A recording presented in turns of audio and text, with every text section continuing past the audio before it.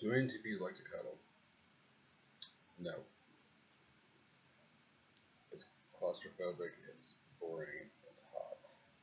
Your arm falls asleep. Basically, it's like put in timeout, and getting a hug at the same time.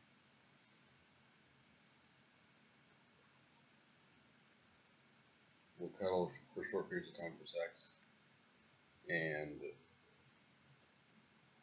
it's conceivable that at the beginning of a relationship, if things are new and you're the new exciting object of the ENTP's attention, I can see that, but only for a little bit.